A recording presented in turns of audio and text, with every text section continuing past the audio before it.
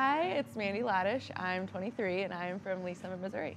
I'm pretty sure I was born in Lee Summit, Missouri, and I grew up in Lee Summit, Missouri. I went to Lee Summit High School, so I live in the Charleston Park area for those who are familiar with it.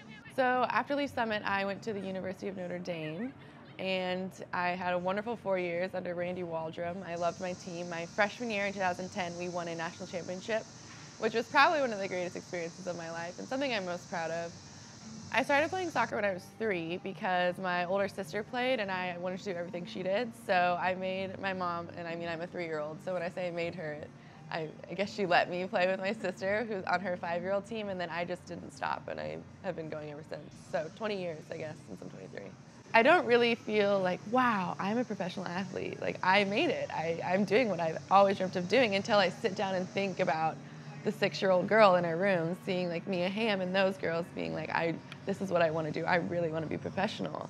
And people telling me, well, you know, like not very many people do that. You know, the NCAA always says, well, only 1% of athletes go to be on professionals. And so just sitting down and thinking about that, it's very, very humbling.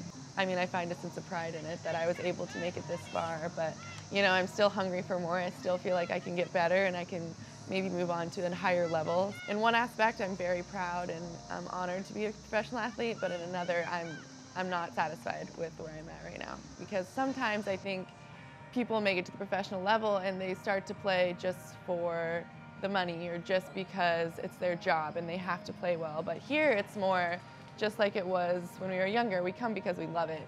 And I think it's really important that that's a part of our team because it keeps girls from getting burnt out. There's a huge sense of comfortability playing in Kansas City. It's wonderful. My whole family can come watch me play, and they don't have to travel. I mean, when I played at Notre Dame, they'd have to drive 10 hours to come see me, and now they can just drive 15 minutes to come watch me play. And there's a different sense of pride when you're playing because you're playing for your city, and it's a city you grew up in. I'm so honored to be from Kansas City and be a part of this transition that we've made into a soccer city. It's been really awesome to watch soccer grow in Kansas City, and to have it be called the soccer capital of America is amazing because when I was younger, you'd think of soccer cities as cities in Texas or cities in California, and having it be here and having people look to Kansas City for good players now is really something that's amazing to me.